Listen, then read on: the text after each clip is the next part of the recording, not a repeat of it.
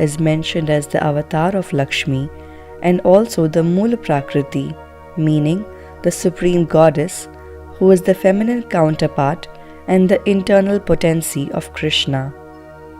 Radha accompanies Krishna in all his incarnations. Radha was 5 years elder to Krishna. Radha was the youngest daughter of Vrishnabhanu, a Yadava ruler of Barsana, and his wife Kriti Devi. Her birthplace is Raval, which is a small town near Gokul in Uttar Pradesh, but is often said to be Barsana, where she grew up. She lost her mother when she was just 6 years old and was brought up by her maternal grandmother. When her mother was alive, she had made a promise to visit the Mahadeva temple in Gokul, where Shiva was worshipped, but was unable to fulfill her vow due to her death. It was a part of fulfilling this vow that Radha had come with her maternal grandmother to Gokul. Based on some sources, the first meeting of Radha and Krishna goes like this.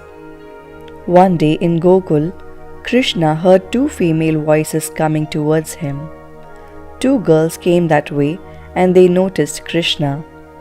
The younger girl, Lalita, was Krishna's playmate, and the older girl was about 12 years of age. Krishna did not know who she was, but was drawn towards her. She was Radha. The moment Radha set her eyes on the 7-year-old Krishna, he never went out of her sight. From that moment, Krishna lived in her eyes her whole life, whether he was physically there or not. To put it in her own words, Radha says, "I live in him, he lives in me. It doesn't matter where he is or who he is with, he is only with me. He cannot be anywhere else."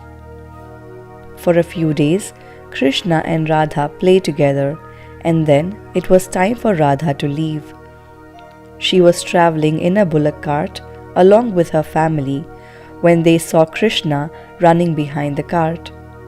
Being such a lovable boy, they took him in the cart so she could ride with them till the outskirts of the village. As they reached the outskirts of the village, Krishna got down. Krishna also came to know that the whole of Barsana village had decided to migrate to Vrindavan, a place on the banks of the river Yamuna which was not yet inhabited. Krishna told Radha that he would come to Vrindavan. Radha took this simple statement of Krishna as a promise, and she waited for months. Almost 13 months later, because of certain problems in Gokula, especially because of wild animals attacking their cattle, Krishna's words came true, and the people of Gokula decided to migrate to Vrindavan, which was a virgin forest with abundant grasslands next to the river. The youth phase of Radha's life is filled with her divine leelas with Krishna. There is one story about Krishna dressing himself up exactly like Radharani in order to please Radha, who was upset with him.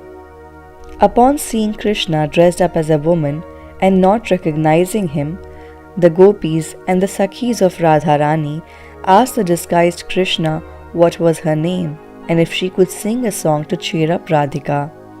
Krishna said that his name was Shyam Sakhi, since he was dark in complexion, and sings a song that plunges the gopis into ecstatic bliss. To reward Shyam Sakhi, Radharani was about to give her the jewel locket from her neck. Her friend Lalita then notices that this wasn't a real gopi and informs Radha. But seeing her beloved dressed up this funny way, Radha could no longer maintain her anger and gave away her jewel to Krishna. It is said that as children, Radha and Krishna playfully married once. Garga Samhita mentions this secret marriage between Krishna and Radha as a divine event which was witnessed by the presence of Brahma in the Vrindavan forest. However, this marriage held no meaning to the real world. Radha asked Krishna why couldn't he marry her, to which Krishna replied that marriage is a union of two souls. Radha and Krishna are one soul. How could he marry himself? The place where Radha and Krishna's marriage was conducted is still present in the outskirts of Vrindavan, called Radha Krishna Vivasthali. When Radha grew up, she was forcefully married to another man named Abhimanyu, but some sources refer to him as Ayana. One day, Jatila, the mother-in-law of Radha, forbade her to perform her customary Surya Puja at the distant Surya Kund, concerned that her daughter-in-law was spending too much time outside the home. Being restricted to the confinement of her in-laws' house, Radha felt dejected and began to cry an ocean of tears, thinking what use was her life if it was devoid of Krishna. So Radha decided to make a beautiful flower garland for Krishna and gave it to Vrinda Devi, who in turn gave it to Subala, the friend of Krishna. Receiving the garland from Subala, Krishna understood that Radha was confined by Jatila and was not allowed to come. So his zeal to meet her turned into extreme sorrow. Krishna became completely dejected and inconsolable. He requests Subala to bring Radha out one way or another to meet him. Understanding the miserable state of his friend, Subala hatched a plan. He went to the house of Radha. Being closely connected to Radha's husband's family, he was able to get into the house and also into Radha's chambers. In order to make his plans work, he traded his clothes with Radha. Once they had dressed in each other's clothes, a wandering calf looking for its mother passed by. To reassure Radha that his plan would work, he told her that he will remain in the house and lock himself up, pretending to be a sick Radha. Meanwhile, Radha would dress up as Subala, carrying the scarf to conceal the only visible difference between a man and a woman, her breasts. Radharani finally managed to exit, went to Radha Kund and came to meet Krishna in the forest of Vrindavan. But Radharani noticed that Krishna didn't immediately recognize her, but after some time Krishna noticed her feet and realized it was Radha.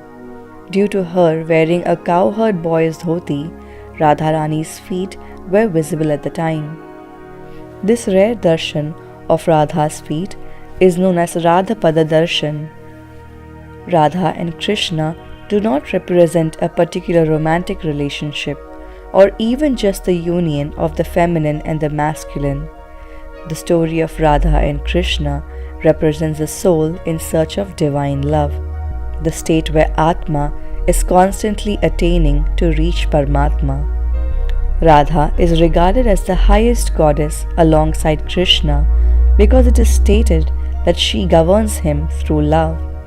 Radha and Krishna's relationship is the epitome of adoration, passion, and devotion. The deep yearning and desire of the soul for its ultimate union with God is represented by Radha's devotion for Krishna. Radha and Krishna's childhood is filled with many such leelas, like Krishna's divine dance with Radha and all the gopis of Vrindavan, the playing of Krishna's flute to take Radha into a blissful state, the holy celebrations at Barsana, and many more. But all these leelas come to an end when Radha's love could not stop Krishna from pursuing his duties. King Kansa, Krishna's uncle, had repeatedly attempted to kill Krishna since his birth and thus indirectly threatened the village's safety. When Krishna left Vrindavan and travelled to Mathura to slay Kansa, the first phase of their separation started. Radha reportedly fought with Krishna to stay in their village because she knew that she couldn't leave the village. However, as Lord Vishnu's incarnation, Krishna had a responsibility to fulfill. So he set off for Mathura with Balaram, his older brother. As mentioned in Srimad Bhagavad chapter 44, after winning a wrestling match against Kansa and taking back control of the Mathura kingdom, Krishna dispatched one of his companions to persuade Radha to accompany him in Mathura. However, Radha declined and decided to stay in the hamlet with her family and friends. It is said that while Radha lived a familial life with her husband and children, her heart and soul was always attached to the thoughts of Krishna. As per a lesser known tale, it is said that midway through her life, Radha decided to abandon everything and travel to Dwarka, the new kingdom of Krishna. Krishna was happy to see Radha at his house. After a lengthy absence, they were finally united. Nobody knew about Radha, the new woman, or her connection to Krishna. She was only known to Krishna, Balaram, and a few of his boyhood pals. As a result, Radha opted to remain in Dwarka and assist with palace operations at Krishna's request. But soon, Radha noticed a loss of spiritual kinship that she had experienced with Krishna before. She understood that their love was divine and spiritual and had nothing to do with the couple being physically present next to each other. She hurriedly left the palace and went to an ashram. Krishna did not stop her. After some time, a news reached Krishna that Radha was prepared for Mahasamadhi. Krishna hurriedly arrived at Radha's ashram immediately. Radha urged Krishna to play